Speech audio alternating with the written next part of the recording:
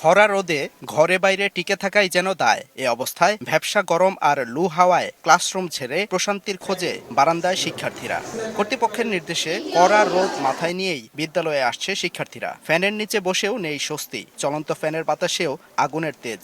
এর মধ্যে আবার লোডশেডিং, সব মিলিয়ে টিকতে না পেরে ক্লাসরুম ছেড়ে বারান্দায় শিক্ষার্থীরা। গরমের তীব্রতা না কমা পর্যন্ত ক্লাস বন্ধ রাখার অনুরোধ অনেকের। গরমে যে স্কুল খোলা, এখানে তো আমরা পড়তেই পারতেছি না, তো স্কুল খোলা রেখে লাভ। মন্ত্রণালয়ের নির্দেশনায় গরমের মধ্যেই স্কুল খোলা রাখতে বাধ্য হচ্ছেন শিক্ষকরা। গরমে অনেক শিক্ষার্থী অসুস্থ হয়ে পড়ায় আতঙ্কিত শিক্ষকরাও। অনলাইনে ক্লাস করানোর বিষয়ে এই ধরনের আমাদের এখনো মাধ্যমিক অধিদপ্তর থেকে কোনো পরিবর্তন জারি হয় নাই। আমরা এদিকে এখনো কোনো সিদ্ধান্ত নিচ্ছি না। তো আমরা একটু সময়টা কমিয়ে নিয়ে আসছি। আমরা হয়তো বা 1টা-1.5টার দিকে ছুটি দিয়ে দিই আর কি। সারা দেশে চলা তাপপ্রবাহের কারণে এক সপ্তাহ বন্ধ থাকার পর রোববার থেকে সংশ্লিষ্ট কর্তৃপক্ষের নির্দেশনায় খুলেছে শিক্ষা প্রতিষ্ঠান।